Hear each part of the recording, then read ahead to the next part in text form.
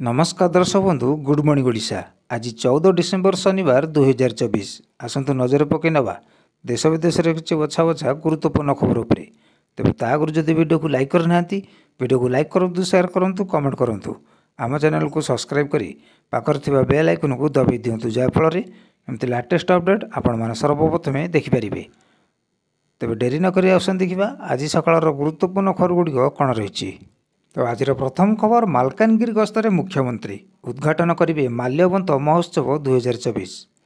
सूचना अनुसार मालकानगिरी मुख्यमंत्री मोहन चरण माझी एक स्वतंत्र विमान भुवनेश्वर मालकानगिरी एयरपोर्ट रे पहुँचवा पर सेठारु एक विराट शोभायात्रा सर्किट हाउस ठारे पहुँची। यापर सेठारु आदिवासी पड़िया आयोजित कृषि जंत्रपाति मेला को उद्घाटन करने को जाइछन्ति मुख्यमंत्री। जिला स्तरीय कृषि जंत्रपाति मेला बुलिवा सह चाषीଙ୍କ सह सीधा सड़क कथा होइछन्ति मुख्यमंत्री मोहन चरण माझी। संध्यारे मालकानगिरी जिलार लोक पर्व माल्यवंत महोत्सव 2024 शुभ उद्घाटन करेंगे मुख्यमंत्री। सांस्कृतिक कार्यक्रम देखा सह मालकानगिरी सर्किट हाउस रे रात्रि यापन करेंगे मुख्यमंत्री। परवर्ती खबर बदलिबे सभापति मनमोहन को स्थान नेबे नुआ चेहरा, बूथ स्तर में प्रक्रिया आरंभ। सूचना अनुसार नुआ वर्ष में बीजेपी नुआ राज्य सभापति दायित्व ग्रहण करेंगे। एने प्रतिक्रिया रखिंट बीजेपी और सांगठनिक निर्वाचन अधिकारी। नुआ सभापति बाछापी बूथ स्तर में चयन प्रक्रिया आरंभ होता बेले यह प्रक्रिया 20 तारिख शेष होती सांगठनिक अधिकारी जतिन महांती। राज्य बीजेपी सभापति चयन कर दलीय मंडल और जिला सभापति चयन कार्य आरंभ हो। वर्तमान समय मनमोहन सामल राज्य बीजेपी सभापति दायित्व अच्छा। चलित निर्वाचन में मनमोहन चांदवाली निर्वाचन मंडल इलेक्शन लड़ी। चलित इलेक्शन में किंतु मनमोहन हारी जाते। परवर्ती खबर जून 15 तारिख में सारा देश में नीट पीजी परीक्षा आयोजन हो पारे। सूचना अनुसार national board of examination medical sciences तरफ नीट पीजी 2025 परीक्षार संभाव्य परीक्षा तारीख घोषणा करा जायछि। जून 15 तारिख में सारा देश में परीक्षा आयोजन हो पारे। बोर्ड पक्षर नीट पीजी पई इंटर्नशिप पूरा करिबारे तारीख मध्य जारी करा जायछि। जुलाई 31 तारिख सुधा इंटर्नशिप पूरा करने को तारीख निर्धारित करा जायछि। नीट पीजी परीक्षा पाखापाखि 2 लाख MBBS पास छात्र छात्री सामिल होता। 52,000 मेडिकल पीजी सीट पूरण पर प्रतिवर्ष NBSM तरफ नीट पीजी परीक्षा आयोजन करा जायଥାଏ। परवर्ती खबर प्रयागराज महाकुंभ पर 5,500 कोटी प्रकल्प भेटी। सूचना अनुसार उत्तर प्रदेश प्रयागराज महाकुंभ मेला 5,500 कोटी उन्नयन प्रकल्प भेटी देले प्रधानमंत्री मोदी कहते एथर मेला हेबो दिव्य भव्य और डिजिटाल। एटी चलो एकातर महायज्ञ। सारा विश्वर नजर रही श्रद्धालु को सबु सुविधा पहुँचाइबा आम दायित्व। तीर्थराज प्रयोग में चली विश्वर सबुठु बड़ आयोजन। उत्तर प्रदेश प्रयागराज में आज प्रधानमंत्री नरेंद्र मोदी आसंता मासर आरंभ होगा जाउथिबा महाकुंभ मेला 5,700 कोटी 176 उन्नयनमूलक योजनार लोकार्पण करिसेंति। तासह निज अभिभाषण में ए मेला को एक भारत श्रेष्ठ भारतर छवि बोली वर्णना करी मोदी कहिथिले महाकुंभ देशर सांस्कृतिक आध्यात्मिक परिचय को शीर्ष को नहीं थाए। परवर्ती खबर मुख्यमंत्री को घोषणा पठाणी सामंत जन्मस्थान नयगढ़ में स्थापन हेबो एवं प्लानेटोरियम।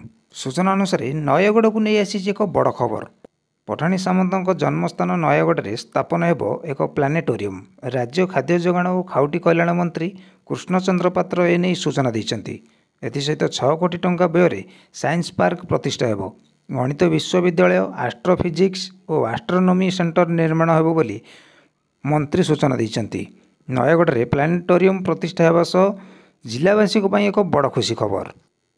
परवर्ती खबर चाषी एक खुशी खबर। ये खरीफ ऋतु में वृद्धि पाइपर लाभ।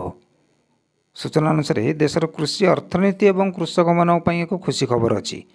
मोतीलाल ओसवाल आर्थिक सेवा लिमिटेड रिपोर्ट में दर्शा जाइए 2024-25 खरीफ ऋतु में कृषि क्षेत्र लाभ वृद्धि पाइब। रिपोर्ट में यार कारण वर्णना करी कहुई मुख्यतः अधिक उत्पादन और कम इनपुट मूल्य हेतु कृषक मैंने पूर्व अपेक्षा खरीफ ऋतु में अधिक लाभ कर।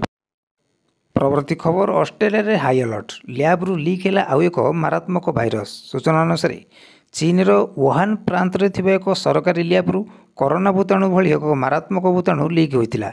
यापर यह भूताणु विश्वव्यापी मृत्युर जो तांडव रचिता ताको विश्वव्यापी कदापि भूली पारिबेनी। एबे पुणी थे एक प्रकार ଏକ ମାରାତ୍ମକ ଭାଇରସ୍ ଲ୍ୟାବ୍ରୁ ଲିକ୍ ହୋଇଥିଲା ଭଳି ଖବର ସାମ୍ନାକୁ ଆସିଛି, ଯାହାକୁ ନେଇ ଏବେ ବିଶ୍ୱ ସ୍ତରରେ ଆତଙ୍କ ଖେଳିଯାଇଛି। ରିପୋର୍ଟ ଅନୁସାରେ ଅଷ୍ଟ୍ରେଲିଆର କୁଇନ୍ସଲ୍ୟାଣ୍ଡ ପ୍ରାନ୍ତରେ ଥିବା ଏକ ସରକାରୀ ତଥା ସାର୍ବଜନୀନ ସ୍ୱାସ୍ଥ୍ୟ ଭାଇରୋଲୋଜି ଲ୍ୟାବ୍ରୁ କରୋନା ଠାରୁ ପ୍ରାୟ 100 ଗୁଣରେ ଅଧିକ ଘାତକ ତଥା ମାରାତ୍ମକ ଭୂତାଣୁର ଶତାଧିକ ସାମ୍ପଲ ନିଖୋଜ ହୋଇଯାଇଛି।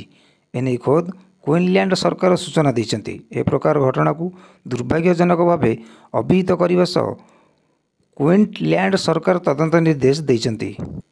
ପରବର୍ତ୍ତୀ ଖବର, ରତ୍ନଭଣ୍ଡାର ମରାମତି ପାଇଁ ନୀତି ନିଘଣ୍ଟ। ବାହାରକାଠ ପାଖରୁ ମହାପ୍ରଭୁଙ୍କ ଦର୍ଶନ କରିବେ ଶ୍ରଦ୍ଧାଳୁ।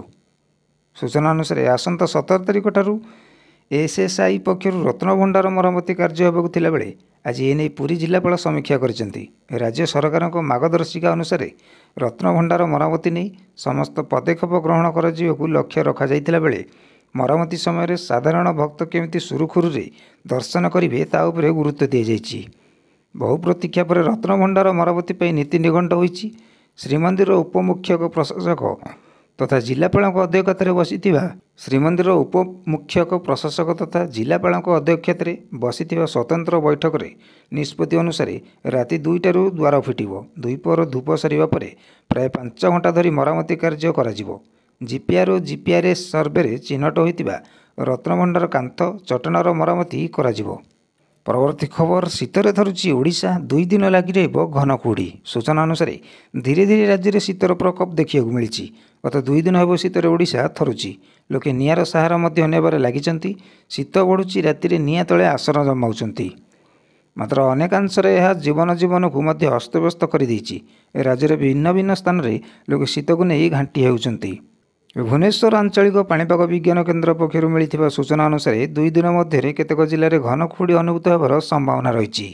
2 ସପ୍ତାହ ପରେ ରାଜ୍ୟରେ ପାରଦ ପୁଣି ତଳମୁହାଁ ହୋଇଛି। ଦିନକରେ 13ଟି ସହରର ରାତି ତାପମାତ୍ରା 15 ଡିଗ୍ରୀ ସେଲସିୟସ୍ ତଳକୁ ଖସି ଆସିଛି।